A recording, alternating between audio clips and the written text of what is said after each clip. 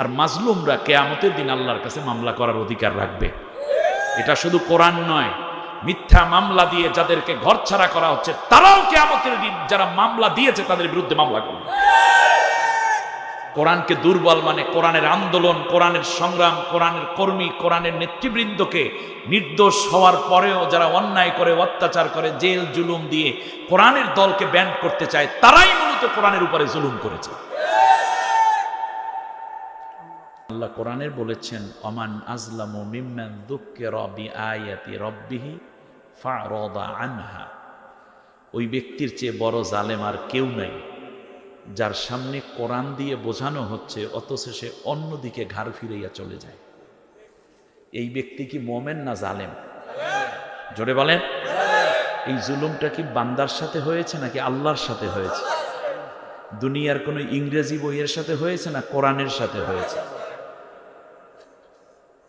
তাহলে যে জালেম হইল, তা মাজলুম হইল কে? আপনি খেয়াল করেন নাই কথাটা। ওয়ামান আজলামু মিম্মান যুক্কিরা বিআয়াতি রাব্বিহি ফারাদা আনহা। এর বাংলার অনুবাদ মনে তেলাওয়াতের মধ্যেই বাংলা বুঝে ফেলছে। ওই ব্যক্তির চেয়ে বড় জালেম আর কে আছে যাকে কোরআনের দিয়ে উচ্চারণ করে করে বোঝানো হচ্ছে অথচ সে অন্যদিকে ঘাড় ফিরিয়ে নিয়ে গেল।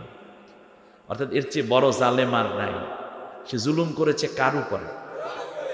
কোরআনের উপরে যখন জুলুম করে, এই পৃথিবীতে যার উপর জুলুম করা হয় সে মামলা করার অধিকার রাখে। জোরে বলেন। আপনারে কেউ খামোখা মাথাটা ফাটাইয়া দিল, আপনি মামলা করতে পারবেন না? পারবেন, যদি ন্যায় বিচারের সম্ভাবনা থাকে। আর না হলে সিলাই করে ঘরে শুয়ে থাকেন। যে ব্যক্তি কোরআনকে মাজলুম করে দিল, কোরআন কিয়ামতের দিন তার বিরুদ্ধে মামলা করবে। ওই মামলার বর্ণনাটা কি হবে? এই জন্যই মামলাটা খাইবে, যেহেতু কোরআন এসেছিল তাকে হেদায়েতের জন্য, কোরআন এসছে তাকে নাজাত দেওয়ার জন্য। কোরআনকে সে ঘাড় ফিরাই অন্যদিকে চলে গেল, কোরআনের সাথে বসলো না, কোরআনের সাথে হৃদ্যতা গড়ল না, কোরআনটা পড়লো না। এই জন্য কোরআনকে সে মাজলুম করে দিয়েছে। আর মাজলুমরা কিয়ামতের দিন আল্লাহর কাছে মামলা করার অধিকার রাখবে। এটা শুধু কোরআন নয়, মিথ্যা মামলা দিয়ে যাদেরকে ঘরছাড়া করা হচ্ছে তারাও কিয়ামতের দিন যারা মামলা দিয়েছে তাদের বিরুদ্ধে মামলা করবে। কোরআনের বক্তব্য কি হবে? নবীজি বলে গেছেন, ইয়াকুলুল কুরআনু ইয়া রাব্বাল আলামিন ইন্না আবদাকা হাযা ইত্তাখাযানি মাহজুরা ফাকদি বাইনি ওয়া বাইনাহু। আল্লাহ তাআলা, এই তোমার সেই বান্দা যে দুনিয়ায় আমাকে মাজলুম করে রেখেছিল, আমাকে মাহজুর করে দিয়েছিল, আমাকে পড়ে নাই, ধরে নাই, খোঁজে নাই, বোঝে নাই, আমল করে নাই। ও মিষ্টির দোকান ভালোবাসছে, আমাকে ভালোবাসে নাই। ওর নেতাকে ভালোবেসেছে, আমাকে ভালোবাসে নাই। ওর খাজারে ভালোবেসেছে, আমাকে পড়ে নাই, আমাকে ধরে নাই। আমাকে দুর্বল করে দিয়েছিল। কি করে দিয়েছে? জোরে বলেন।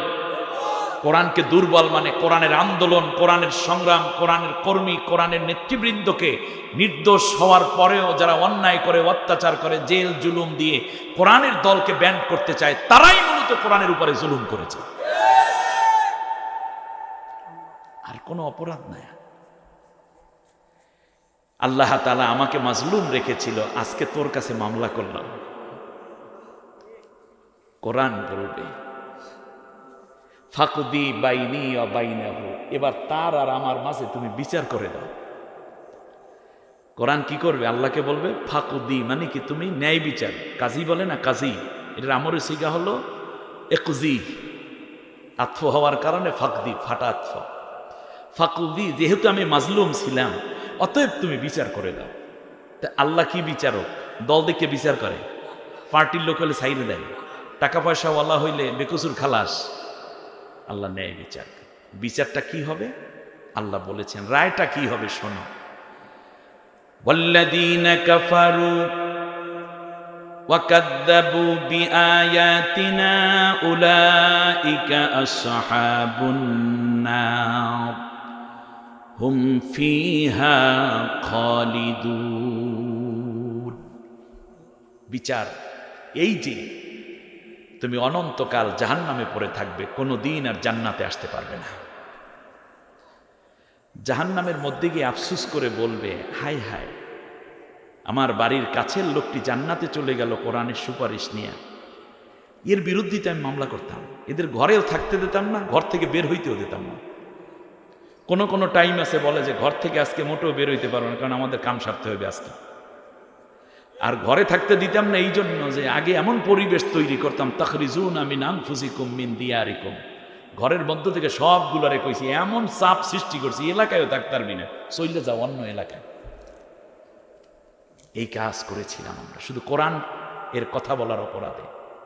আজকে তো আমাদের কপালটা পুরল, আফসুস করে বলবে, লাউ কুন্না নাসমাউ আও নাকিলু মা কুন্না ফি আসহাবিস সাঈর। আরে দুনিয়ায় কোনো নেতার কথা না শুই না, কোনো বুজুর্গ কিংবা কোরআনের সাথে সম্পর্ক নাই এমন কোনো ব্যক্তির কথা না শুনে আমরা যদি ওই ব্যক্তিদের কথা শুনতাম আর কোরআনটা মেনে নিতাম, তাহলে আজকে আর জাহান্নামে আসা লাগতো না। তাহলে আপনি বাইরে বাইরে ঘুরতেছেন, কোরআনের আলোচনা হচ্ছে, এটা তো কোরআনকে আপনি মাজলুম করে দিয়েছেন। কমপক্ষে কোরআনের সাথে বন্ধুত্ব পাতানোর জন্য হলেও 1-1.5 ঘন্টা কি এই মজলিসে বসা যায় না? দোকানদার দোকান বন্ধ করে দেন, আর না হয় কাস্টমার দোকানে থাইকেন না, সবাই চলে আসেন, যাওয়ার সময় আবার লাগলে খাইতে খাইতে যাইয়েন। কোরআনের আহ্বানে সাহাবীরা জীবন দিয়েছে, আর আপনি জেলাপিও সাইরে আসতে পারেন না, চা সাইরে আসতে পারেন না। তাহলে আপনি কিভাবে সাহাবীরা যেই জান্নাতে যাবে আপনি সেই জান্নাতে যেতে চান? আপনার আমল তো পুরো উল্টা। আসুন আমরা সবাই কোরআনের সঙ্গী হয়ে যাই, বলেন আমিন। আলহামদুলিল্লাহ, আলহামদুলিল্লাহিল্লাযী হাদানা লিহাযা وما كنا لنهتدي لولا أن هدانا الله والصلاة والسلام على رسول الله من لا نبي بعده وعلى آله وأصحابه أجمعين. فقد قال الله تبارك وتعالى في شأن يا أيها الذين آمنوا صلوا عليه وسلموا تسليما. اللهم صل على محمد وعلى آل محمد كما صليت على إبراهيم وعلى آل إبراهيم إنك حميد مجيد. اللهم بارك على محمد وعلى آل محمد كما باركت على إبراهيم وعلى آل إبراهيم إنك حميد. তোমায় ভালোবাসি হৃদয়ের টানে, মন বসে না কোনো কাজে তোমায় বিহনে। তুমি আমার নয়ন মনি ও নবী, তুমি আমার নয়ন মনি, একটু ফিরে চাও। রসুল তুমি আমার হয়ে যাও। আমি তোমার তুমি আমার, তুমি আমার আমি তোমার, এমন কথা দাও। নবী তুমি আমার হয়ে যাও। বালাগল উলা বিকা كشف الدجى بجماله حسنت جميع خصاله صلوا عليه বাংলাদেশের স্বনামধন্য এই জনপদ কিশোরগঞ্জ, হাজারো আলেম ওলামা, মসজিদ, মাদ্রাসা এবং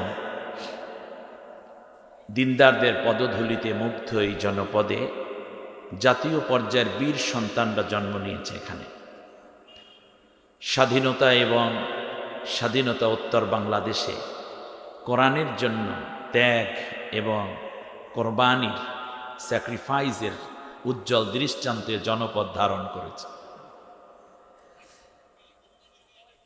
এই কিশোরগঞ্জের পাকুন্দিয়ে খামাবিল পারে তারিকুল ফালাহ যুব সংঘের উদ্যোগে আয়োজিত ১৩তম ৩ দিন ব্যাপী তাফসীরুল কোরআন মাহফিল দ্বিতীয় দিবস, মধ্যম দিবসের সমাপনী অধিবেশন। সম্মানিত সভাপতিত্ব করছেন আলহাজ হযরত মাওলানা মনসুর আহমদ সাহেব। আজকের হলো সিরাজুল ইসলাম সাহেব, সিরাজুল ইসলাম সাহেব, ইমাম ও খতিব, খামা বিলপার বাইতুসসালাম জামে মসজিদ। কোরআনের জন্য আল্লাহ তাআলা তাকে সুস্থতা, দীর্ঘ নেক হায়াত দান করুন। আয়োজিত এই মাহফিলে আমার মাথার তাজ সম্মানিত উলামায়ে কেরাম, বিশেষ করে গতকাল যারা কথা বলেছেন, মোহতারাম মাওলানা প্রিয় বন্ধু আমার জনাব ডক্টর মোহাম্মদ ফাইজুল হক সাহেব, আগামীকালকেও আসবেন আর একজন নন্দিত আলিমী দ্বীন, বর্তমান সময়ের উজ্জ্বল কোরআনের এক নক্ষত্র জনাব মাওলানা ডক্টর আবুল কালাম আজাদ বশার। আমি মধ্যম দিবসে আছি, আর নবীজি বলেছেন মধ্যমটাই উত্তম। খৈরুল উমুরে আওসাতুহা। শেষ দিন হইলে অবশ্য শেষের হাদিস দিতাম, অসুবিধা নেই।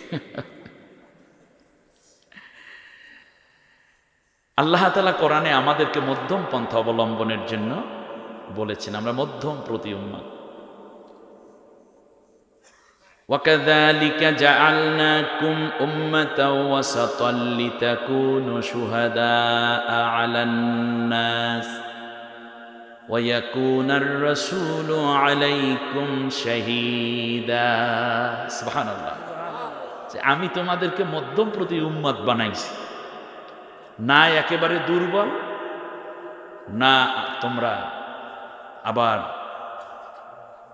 মানে সহিংসও না, অহিংসও না। ওই যে কি যেন আছে না একটা, অহিংসা পরম ধর্ম, জীব হত্যা মহাপাপ। এই যে বৌদ্ধরা বলে, এগুলো তো বাজে কথা, মিথ্যে কথা। এগুলো তারা অহিংসা যদি হতো তাহলে বিশ্বের অনেক বড় একটি রাষ্ট্র, বৌদ্ধদের সবচেয়ে অধ্যুষিত জনপদ বড়, তার নাম চীন, চীনের উরোগ হয়ে মুসলমানদেরকে তিল তিল করে হত্যা করছে, মসজিদগুলো আগুন দিয়ে পুরাই দিচ্ছে, ঠিক না বলেন? রোজাদারদেরকে জোর করে রোজা ভাঙ্গাই খাওয়াইতেছে, ঘরে ঘরে গিয়ে মুসলিম বোনদেরকে রেপ করে তাদের পেটে তাদের বাচ্চা ধরিয়ে দেওয়ার জন্য আন্দোলন করছে তারা। মায়ানমারে অহিংসার ঠেলায় 15 লক্ষ রোহিঙ্গা মুসলিম বাংলাদেশে আশ্রয় নিতে বাধ্য হয়েছে। এই যদি হয় অহিংসা, তাই হিংসা কি? যাই হোক, এরকম কিছু বাণী শোনা যায়, কিন্তু অকার্যকর বাণী। ইসলাম এরকম কোনো কথা বলেনি, ইসলাম কাজের মধ্যে বাণী সৃষ্টি করেছে। সুবহানাল্লাহ। জীব হত্যা মহাপাপী যদি হবে, তাহলে পাগলা কুত্তা মারেন কেন? গাছ কাটেন কেন? শাকসবজি খান কেন? এগুলোর তো প্রাণ আছে, ঠিক না? এগুলো শুনতে ভাল লাগে, কোনো বাস্তবতা নেই। আমার আপনার নবী এরকম বলেননি। যা বলেছেন সায়েন্টিফিক, বাস্তব, কিয়ামত পর্যন্ত সত্য, সত্যায়ন হতে থাকবে। সুবহানাল্লাহ। আল্লাহ তাআলা বলেন, আমি তোমাদেরকে মধ্যম প্রতি উম্মত বানিয়েছি যাতে আগামী কিয়ামতের দিনে তোমরা অন্য উম্মতের উপর সাক্ষ্য দিতে পারো, আর তোমাদের উপরে নবী হবেন সাক্ষীদাতা। সুবহানাল্লাহ বলেন। আমরা অন্য উম্মতদের উপরে বলবো, হ্যাঁ নবীরা এসে আমাদের কাছে কোরআনের কথা পৌঁছেছে, আর নবী আমাদেরকে বলবেন যে আল্লাহ, আমার এই উম্মত এরা কোরআন পড়েছে, ইসলাম মেনেছে, দ্বীন মেনেছে, তোমার আইন ও কানুন মেনেছে, তোমাকে সেজদা করেছে, এদেরকে মাফ করে দাও। সুবহানাল্লাহ। পৃথিবীতে একটা খেদমতের জন্য আল্লাহ একটা কিতাব দিয়েছেন, ওটা খেদমত করলেই লাভ, নাম হচ্ছে কোরআন। সুবহানাল্লাহ। এর সাথে থাকলেই লাভ। আল্লাহ তাআলা বলছেন, ওয়ামান ইয়াতাসিম বিল্লাহি ফাকাদ হুদিয়া ইলা সিরাতিম মুস্তাকিম। যে ব্যক্তি আমার কোরআনটাকে ধরবে সে সিরাতাল মুস্তাকিম পেয়ে যাবে। আল্লাহ রাব্বুল আলামিন আবার বলেন, শোনো, যে আমার কোরআনটাকে ধরবে সেই ব্যক্তি শুধু কোরআন ধরে নাই, বরং এমন একটা রশি ধারণ করলো যার এক প্রান্ত আমি আল্লাহর হাতে, আর এক প্রান্ত আমার বান্দা ধরেছে। পৃথিবীর কোনো শক্তি কিংবা অপশক্তি নাই আমার বান্দাকে আমার হাত থেকে ছুটাইয়া নিতে পারে। ফাকাদ ইসতামসাকা বিল উরওয়াতিল উতকা লা ইনফিসামা লাহা আল্লাহু সামিউন আলিম। সুবহানাল্লাহ। যে আমার কোরআনকে ধরেছে সে আমার এমন একটা রশি ধারণ করেছে যে ওই প্রান্তে আমার বান্দা, আর এক প্রান্ত আমি আল্লাহর হাতে। আমি দেখতেছি, সামিউম বাসীর, আমি আল্লাহ দেখতেছি কে রশিটা ধরেছে। সুবহানাল্লাহ বলেন। রশিটা কে ধরেছে আমি আল্লাহ দেখি, এই জন্য আমি সামিউম বাসীর। আর ও ওই রশির গোড়ায় বসে কি করে তা আমি শুনতেও পাই। আমি দেখি আমার বান্দাকে, আমি দেখি আমার বান্দার কথা আমি শুনি, আমি তাকে টেক কেয়ার করি। তার কারণ যে ব্যক্তি আমার রশিটা ধরলো পৃথিবীর কোনো শক্তি এখান থেকে ছুটাইয়ে নিতে পারে না। সুবহানাল্লাহ। এই রশিটা ধরার দরকার আছে না নাই? আমরা অনেক সময় পীরের মুরিদ হওয়ার জন্য পীর গাম দেয়, পাগড়ি দেয়, আর আমরা পাগড়ি ধরে বায়াত নেই, তাই না? এটা আপনার নিয়েন, এটা আমি না করব না, কিন্তু আল্লাহ তাআলা একটা পাগড়ি দিয়েছে। সেই পাগড়িটার নাম কি? জোরে বলেন না। এইটাকে ধর্ম বেশি করে, আর এইটা যেই হুজুর দেয় সেই হুজুরেরই বেশি করে আমরা সেবা যত্ন মান্য করব। তার কারণ ওই পাগড়ি একদিন ছিঁড়ে যায়, কোরআনের পাগড়ি কোনোদিন ছিঁড়বে না। কারণ এই পাগড়ি দাতা কে? এই রশিদাতা কে? এবং এই রশির উপরে ঈমান আনতে হবে। কুতুবি, যে ভাই আমার কথা বলে গেলেন, তাই না? কিতাব মানে কি? কিতাবের বহু বচন কুতুব। কিতাবের উপরে ঈমান আনতে হবে। ঈমান আনে তিনটা কাজের মাধ্যমে: ইকরার বিল লিসান, তাসদিক বিল জিনান, আমাল বিল আরকান। দেখছেন কত সুন্দর কথা। আপনি ঈমান আনছি কিতাবের উপরে, সাথে সাথে কিতাবের ব্যাপারে আমাদের তিনটা কাজ করতে হবে। এক নম্বর হচ্ছে জবান দিয়ে বলতে হবে এটা আল্লাহর কিতাব, এই কিতাব আমি জানি, এই কিতাব মানব, এই কিতাব অনুযায়ী চলব। এই কথা হলো প্রথম, হইল এইটা কথা। দ্বিতীয় হচ্ছে যা আপনি এখানে আছে সেইটা অন্তরে বিশ্বাস করতে হবে। শুধুমাত্র পইরা চুমা দিয়ে রেখে দেবেন এটা হবে না। এই কিতাবে যা আছে সবগুলো কি করতে হবে? বিশ্বাস করতে হবে। আর তৃতীয় হলো আমাল বিল আরকান। এই কিতাবের মধ্যে আমল আছে, সেই আমলগুলো আমাদের কি করতে হবে? করতে হবে। তার কারণ আপনি যেই আমল করবেন এ কথা বলেই মূলত আমরা কি করেছি বলেন? ঈমান এনেছি।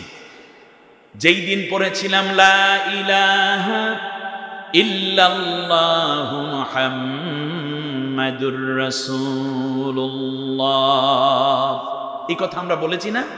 সাল্লাল্লাহু আলাইহি ওয়াসাল্লাম। এই কথা বলার অর্থ বুঝতে পেরেছেন আপনি? এই কথাটা কি এটা বোঝার জন্য আমরা আবার ইমানে মুজমাল পড়েছি, পড়ছি না? ইমানে মুজমাল মনে আছে আপনাদের? আমানতু বিল্লাহি কামা হুয়া বিআসমাইহি ওয়া সিফাতিহি, এই পর্যন্ত বুঝছেন নাকি? আমানতু বিল্লাহ মানে আল্লাহর উপর ঈমান। লা ইলাহা ইল্লাল্লাহর ব্যাখ্যা করছে দুইটা কালেমা, ইমানে মুজমাল, ইমানে মুফাসসাল। মুজমাল মানে হলো সংক্ষিপ্ত, আর মুফাসসাল মানে বিস্তারিত। এখন মুজমালের মধ্যে আমরা পড়ছি আমানতু বিল্লাহ আমরা ঈমান এনেছি আল্লাহর উপরে।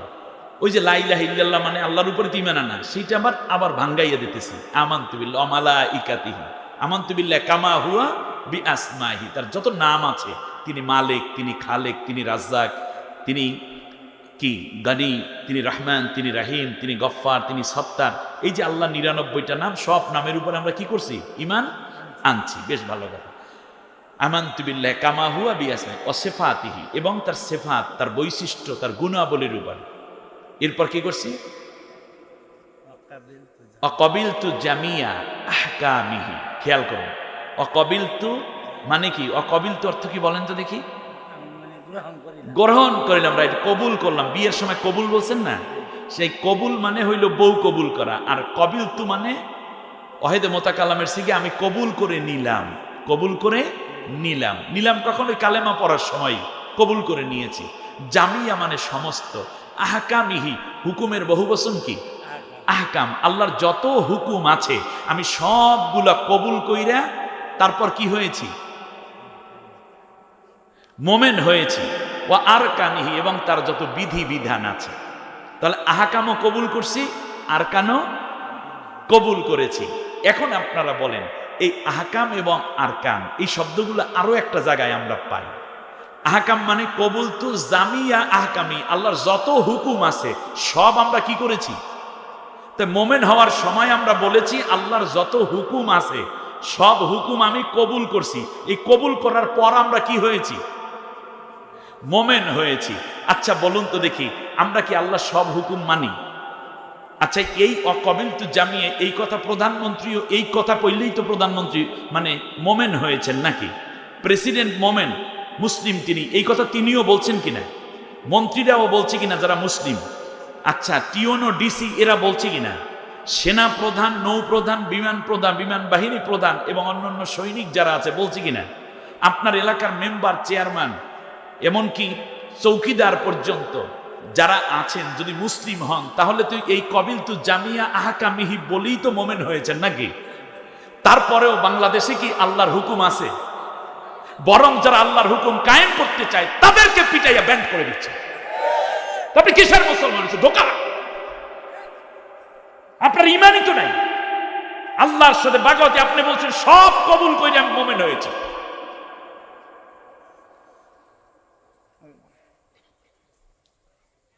ওয়াজ আর করার দরকার নেই, আজকের আলোচ্য বিষয় এখানে শেষ হয়ে গেছে। একজন সাহাবীর নাম বলুন যিনি স্বেচ্ছায় সজ্ঞানে এই কালেমা পড়ার পরে আবু জেহেল, আবু লাহাবের আইন মেনেছে। বরং আবু জেহেল, আবু লাহাবের বিরুদ্ধে প্রয়োজনে যুদ্ধ করে ও কবিলতু জামিয়ার হক আদায় করে শাহাদাত বরণ করার সৌভাগ্য অর্জন করেছেন। আল্লাহু আকবার। আপনার ইমান তো গোড়ায় শেষ। আচ্ছা, পরের কথা কি বলছি? ওয়া আরকানিহি, কবিলতু জামিয়া আহকামিহি, এরপর কি বলছি? আরকানিহি। তাহলে আহকাম হলো হুকুমের বহুবচন কি? আহকাম। হুকুমটা কার? আল্লাহর। জোরে বলেন কার? তা আল্লাহর হুকুম মানা সুন্নত না ফরজ? ব্যাস। এখন আরকান কাকে বলে? আরকান মানে হলো রুকনের বহুবচন, আরকান। আচ্ছা, নামাজের মধ্যে আহকাম এবং আরকান আছে না নাই? খুব গোড়ায় আসে। আপনার কষ্ট হচ্ছে না তো? আমি জ্ঞানীদের জন্য কথা বলছি। আমার বিশ্বাস কথাগুলো আপনার নেওয়ার মতো সুযোগ তৈরি হচ্ছে। আল্লাহ বরকত দান করুন। আল্লাহর কাছে বলি রব্বিশ রাহলি সদরি, বলেন ওয়ায়াসসিরলি আমরি ওয়াহলুল উকদাতাম মিন লিসানি ইয়াফকাহু কওলি। আমার সাথে বলেন রব্বি জিদনি ইলমা। আল্লাহ সবাইকে বোঝার মতো সহজ জ্ঞান এবং সমৃদ্ধ আকল দান করুন, বলেন আমিন। ব্যাস। নামাজের মধ্যে আহকাম আরকান কত ফরজ? 13 ফরজ। আহকাম থাকে কোথায়? নামাজের বাইরে 7 ফরজ, আর ভেতরে আছে 6 ফরজ। এখন আপনি আসেন, আহকাম কি? আহকাম হইল যেমন শরীর পাক, পোশাক পাক, নামাজের জায়গা পাক, এরপরে ওয়াক্ত মতো নামাজ পড়া, কেবলামুখী হওয়া, ঠিক না? এইগুলো।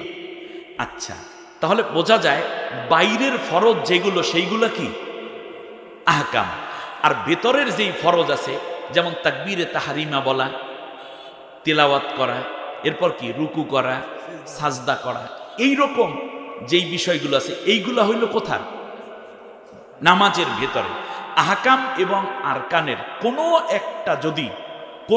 একটা ফরজও যদি বাদ হয়ে যায় ভেতরের এবং বাইরের, ওই ব্যক্তির কি নামাজ হবে? আচ্ছা, এই কথা যদি বুঝেন, দ্বিতীয় কোশ্চেন হচ্ছে আহকাম এবং আরকান এই 13টা, এটা কি দুইজনে আদায় করে 6টা আর 7টা, নাকি দুইটাই একজনের মধ্যে থাকতে হয়? এই তো বুঝতে পারছি, দুইটা আহকামের ফরজও যে আদায় করবে, আরকানের ফরজও সে আদায় করবে। যদি একটা বাদ হয় তাহলে নামাজ হলো না। ব্যাস এইটুকু যদি বোঝেন তাহলে আহকাম হলো বাইরের ফরজ। বাইরের ফরজ কি আছে? কালেমার বাইরের আহকাম কি কি আছে? অর্থনীতি, সমাজনীতি, শিক্ষানীতি, পররাষ্ট্রনীতি, স্বরাষ্ট্রনীতি, শিক্ষানীতি, আন্তর্জাতিক নীতি, সমর নীতি, ব্যবসায়িক নীতি, পারিবারিক নীতি, সন্তান নীতি, পিতৃনীতি, প্রতিবেশীর নীতি, এই যে কাজগুলো, এইগুলো হলো কোথায়? বাহিরের। আর ভিতরের মধ্যে আছে কি কি? ভিতরে আছে নামাজ, রোজা, হজ, যাকাত। এইগুলো বাইরে না, এগুলো করতে হয় নিজের। এগুলো করতে হয় কি? নিজের। তাহলে এখন দেখেন আমাদের আহকামগুলো চলে গেছে তাগুতের হাতে। আরকানগুলো নিয়ে আমরা গবেষণা করতেছি। যেমন কথা ছিল দুইটাই থাকবে একজনের মধ্যে। যেই নবী মসজিদে নববীতে ইমামতি করে সেই নবী ঠিক যুদ্ধের ময়দানেও সেনাপতি। যেই নবী তাহাজ্জুদ নামাজ পড়েন, যেই নবী সাহাবীদেরকে নিয়ে জামাতবদ্ধভাবে নামাজে দাঁড়ান, সেই নবী আবার দেখা গেল বিচারালয়ের প্রধান ব্যক্তি।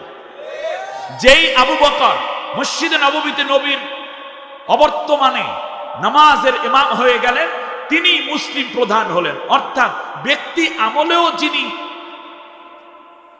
আরকানের ভিতরেও যিনি আছেন, আহকামেও ঠিক সাহাবীগণ আহকামের মধ্যে যখন আরকানের মধ্যে ছিলেন, ফজরের নামাজ শুরু হয়ে গেল, উহুদের যুদ্ধ আসবে, আল্লাহর নবী ফজরের নামাজ পড়া বললেন যে কাফেরেরা তো চলে আসছে, উহুদের ময়দান মাত্র 7 কিলোমিটার দূরে, তোমরা কি আরো ভিতরে আসতে দিবে নাকি এখনই রোধ করবে? সাথে সাথে সাহাবীরা বললেন নবী আমরা রেডি।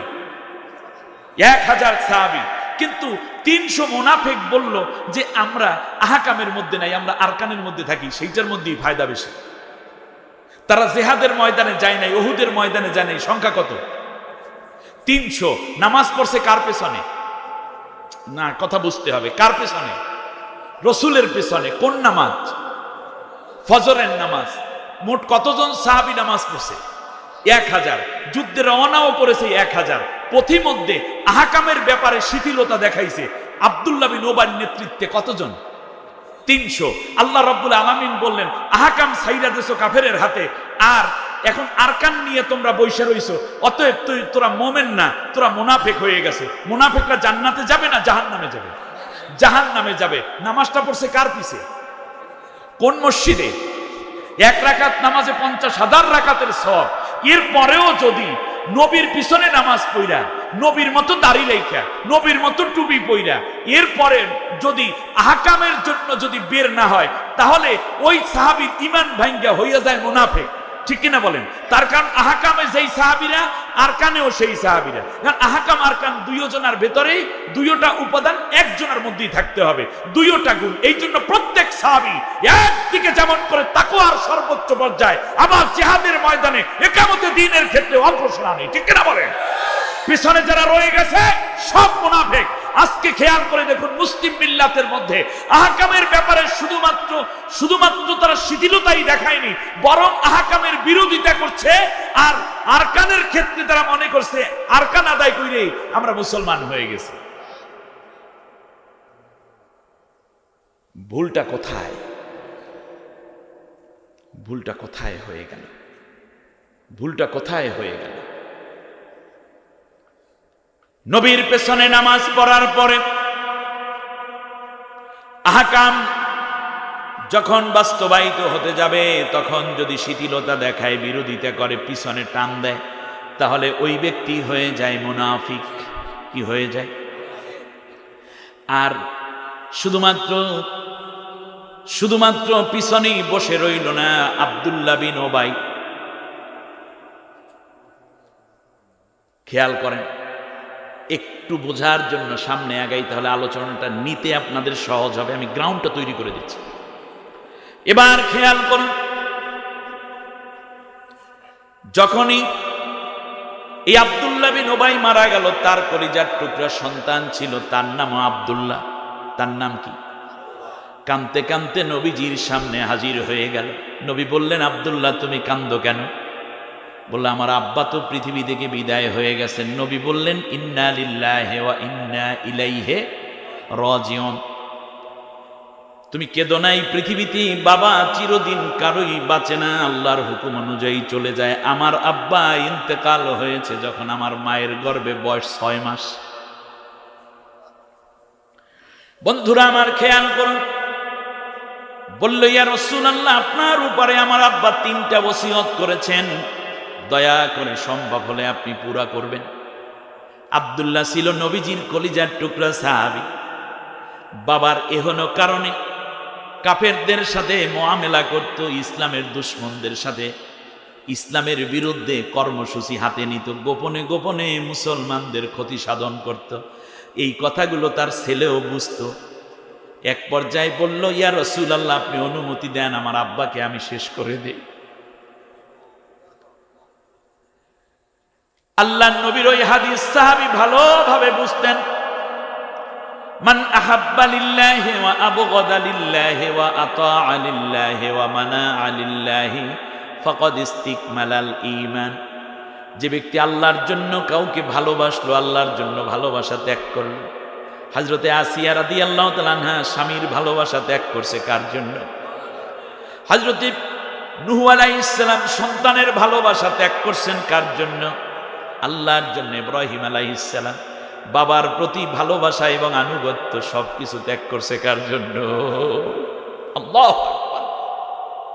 আল্লাহরে যারা ভালোবাসে, এই পৃথিবীর ভালোবাসাহীন, আল্লাহর সাথে সম্পর্কহীন, আল্লাহ বিরোধী, ইসলাম বিরোধী, কোরআন বিরোধী মানুষগুলোর সাথে তাদের কোনো ভালোবাসা থাকতে পারে না। এর দ্বারাই প্রমাণ মেলে ওই মানুষটা আল্লাহর ভালোবাসা কি কেবলমাত্র হৃদয়ে ধারণ করেছে। আল্লাহ রব্বুল আলামিনও তাকে বেশি বেশি ভালোবাসা শুরু করে দেয়। সুবহানাল্লাহ। নবী বললেন, না, এই কাজ করবে না। আজকের মতো এসেছি আর রাসূলুল্লাহ 1 নম্বর, আমার আব্বা আপনাকে সালাম দিয়েছেন। নবী বললেন, ওয়া আলাইকা আলাইহিস সালাম। দ্বিতীয় ওসিয়ত হলো, নবী আপনাকে আমার আব্বা জানাজার ইমামতি করে দোয়া করার জন্য বলেছেন।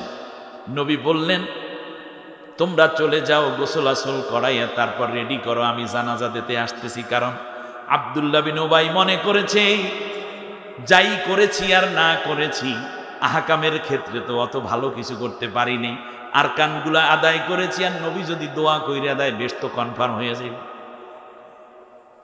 কি জানাজা অর্থ কি? দোয়া। দোয়া করবে নবী, জানাজা পড়বে নবী, এর বেশ তো ঠেকায় কেউ ঠেকাইতে পারবে না। আমাদের দেশে সাধারণ হুজুরেরাই কতজন রে বেশতের সার্টিফিকেট দিয়ে দেয় খারার উপরে, কোনো ব্যাপার না। খেয়াল করুন, এ হলো তার তামান্না। তৃতীয় ওসিয়ত, আপনার দেহ মোবারকের সাথে যেই গেঞ্জি কিংবা জামা যেইটা লেগে আছে জামা, এই জামাটা আমার আব্বার কাফনের কাপড় হবে। আমার বাবার শরীরে 3 খান কাপড় জড়াবো, প্রথম কাপড় কামিজ যেটা, সেইটা হবে আপনার জামা। এটা আমার আব্বা ওসিয়ত করে গেছে। আব্দুল্লাহ বিন ওবাই মনে করছে যে আহকামের ক্ষেত্রে মুহাম্মাদের বিরোধিতা করেছি গোপনে গোপনে, অসুবিধা নাই। যদি জামাটা গায়ের মধ্যে থাকে, কার জামা? সুবহানাল্লাহ পড়বেন না? যদি জামাটা থাকে তাহলে আমার কোনো জাহান্নামের আগুন আমাকে জ্বালাইতে, কারণ কার থেকে যেন শুনছে যে নবীর জামা গায়ে থাকলে, পীরের জামা গায়ে থাকলেই তো কেউ উঠাই দিতে পারে না। গান বানাইছে কি, কেরামান কাতিবিন রোজা হাশরের দিন মাওলার কাছে যদি করে অভিযোগ ভাইরে, আল্লাহর কাছে যদি করে অভিযোগ, আমরা বলবো দুনিয়ায় ছিলাম হেলাল বাবার লোক। চিন্তা করেন, আমি হেলাল বাবার লোক ছিলাম, কি কও আর না কও। আমার জাতি কি পরিমাণ নষ্ট হয়েছে চিন্তা করতে পারবেন না। খুব উদাহরণ দিচ্ছি নিকট থেকে, কেতাবুল মাগাজি জেলদে সানি বুখারী শরীফ, চমৎকার হাদিস এসছে, কেতাবুত তাফাসিরের মধ্যে এসছে। এবারে আসে, আল্লাহর নবী নিজের গায়ের থেকে চাদরটা সরালেন। খুব সময় শীতের দিন ছিল তখন, সকালবেলা চাদর সরালেন, উপর থেকে মোটা জামা একটা সরালেন, একেবারে পাতলা একটা জামা নবী ওই জামার নিচে পরতেন, সেমিস জাতীয় একটা, ওইটার সাথে ঘাম মোবারক, দেহ মোবারক বেশি লাগতো, ওইটাকে ভাঁজ করে বললেন যাও এটা তুমি পড়াইয়া দিও। কিছুক্ষণ পর নবী নিজে জানাজা পড়তে রওনা করেছেন। ওমর রাদিয়াল্লাহু তাআলা পিছন থেকে জামা টেনে ধরছে, কই যান? বলে জানাজা পড়তে। ওর জানাজা পড়বেন আপনি? বলছে আল্লাহ যতক্ষণ নিষেধ না করেন ততক্ষণ আমি যেতে থাকব। নবী গেলেন। নবী যাওয়া মানে সাহাবীদের থাকার আর কোনো উপায় নেই। জানাজায় সাহাবীরা জানাজায় শরীক হলেন কে কে? ইমাম নবী, ইমাম কে? সাহাবী আবু বকর, ওমর, ওসমান, আলী, তলহা, জুবাইর, খাব্বাব, খুবাইব, বেলাল, আরাত, আব্দুর রহমান বিন আউফ, জলিলুল কদর সাহাবীরা সবাই জানাজায় মুসলিম। জানাজা কার? আব্দুল্লাহ বিন ওবাইর। নবীজি গিয়ে দেখলেন এক দৃশ্য, আব্দুল্লাহ বিন ওবাইর মুখটা হা করে আছে। নবীজি মুখ বন্ধ করতে চান কিন্তু মুখটা বন্ধ হচ্ছে না। নবীজি সাল্লাল্লাহু আলাইহি ওয়াসাল্লাম তার পবিত্র মুখ থেকে লালা মোবারক এনে আব্দুল্লাহ বিন ওবাইর মুখের মধ্যে বিসমিল্লাহ বলে দিলেন এবং দুই মারি আস্তে করে চাপ দিলেন, মুখটা লেগে গেল। এবার কোশ্চেন করি, মুখের মধ্যে লালা মোবারক কার? নবীজির। আবার প্রশ্ন করি, গায়ের মধ্যে জামাটা কার? ইমামকে? মুসল্লি কারা? সাহাবী। এর চেয়ে মর্যাদাপূর্ণ লাশ এই পৃথিবীতে আর কে হবে? এতগুলো অ্যাচিভমেন্ট, আর নবীর পেছনেই নামাজ পড়তো, তাহাজ্জুদ পড়তো, ইফতার করতো, একত্রী সাহারি খাইত। অপরাধ তার একটাই, সে আল্লাহ তাআলার হুকুম যেটা নাজিল করেছেন আল্লাহ কোরআনের মধ্যে, এইটা দিয়ে মক্কা মদিনা চলতো, কিন্তু সে মনের মধ্যে শান্তি পাইতো না। সে মনে মনে কামনা করত ওই হিরাক্লিয়াসের আইনটাই যদি হইতো, কোরআনের আইন দিয়ে কি হবে। শুধু এইটুকু তার মনের মধ্যে শুধু খুটখুটানি ছিল, শুধু এইটুকু অপরাধে সে মোমেন হতে পারে নাই। সারা জীবন ছিল মুনাফিক, মৃত্যুটাও হয়েছে মুনাফিক অবস্থায়। অথচ আল্লাহর নবী তার জানাজা পড়ছেন। আমি আর রিপিট করছি না, কান খাড়া করে বুঝুন। জ্ঞান নিন, জীবন একটাই, মরে যাওয়ার পরে আবার দুনিয়ায় এসে কোরআনের আইনের পক্ষে থাকতে পারবেন না। তার কারণ এখনই কোরআন আইনের পক্ষে থাকতে হবে। নতুন করে আরেকটা জীবন আসবে না রে টিওনো, আসবে না ওসি, আসবে না ডিসি, আসবে না হে আমার দেশের মন্ত্রীরা, আসবে না বুদ্ধিজীবীরা, কলামিস্টরা। জীবন একটাই, আর এই জীবনটা আল্লাহ তাআলাই দান করেছেন। আপনাকে আল্লাহ তৈরি করেছেন মাথার তালু থেকে পায়ের তালু পর্যন্ত, সব দিলেন আল্লাহ রব্বুল আলামিন। আর আপনি বসে বসে আল্লাহর বিরুদ্ধে আইন পাস করে বলছেন কবিলতু জামি আকামি ওয়া আরকানি। তাহলে আব্দুল্লাহ বিন ওবাই জাহান্নামে যাবে কেন? নবী আমার জানাজা পড়িয়ে দিলেন। জান্নাত কনফার্ম নাকি? আল্লাহ কি বলে শুনেন। আল্লাহর নবী জানাজা পড়ার পরে কবরের কিনারে দাঁড়ালেন। রাসূল সাল্লাল্লাহু আলাইহি ওয়াসাল্লাম দুইটা হাত উঁচু করলেন। আসহাবে আজমাইন নবীর দোয়ায় শামিল হয়ে আমিন আমিন বলে। আল্লাহ তুমি মাফ কইরা দাও। সাহাবীরা কি বলে? আল্লাহ তার কবরটাকে প্রশস্ত করে দাও। সাহাবীরা কি বলে? আল্লাহ ডান হাতে তার আমলনামা দিয়ে দিল। সাহাবীরা কি বলে? সে সাহাবীদের নামগুলো কি মনে আছে আপনাদের? কে কে? আবু বকর, সুবহানাল্লাহ, ওমর। চিন্তা করতে পারেন আপনি? আমার ভাইয়েরা খেয়াল করুন, হযরত রাসূল সাল্লাল্লাহু আলাইহি ওয়াসাল্লাম মুনাজাত করছেন আর চোখের পানি ছেড়ে কাঁদছেন। নবীজি সাল্লাল্লাহু আলাইহি ওয়াসাল্লামের কলিজার টুকরা সাহাবী ওমর রাদিয়াল্লাহু তাআলা আনহুর পুত্র, নাম আব্দুল্লাহ ইবনে ওমর রাদিয়াল্লাহু আনহুমা, এই হাদিস বর্ণনা করেছেন কমপক্ষে 153 জন সাহাবী। রাবি হচ্ছে 153। আমার ভাইরা, আল্লাহ রাব্বুল আলামিন কোরআনের আয়াত নাজিল করে দিলেন।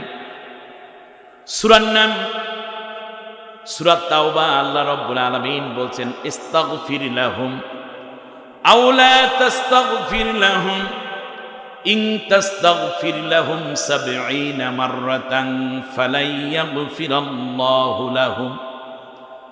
আল্লাহ রাব্বুল আলামিন নবীকে ডাক দিয়া কয়, নবী তুমি এই লোকটার জন্য দোয়া করো আর না করো উভয়ই সমান।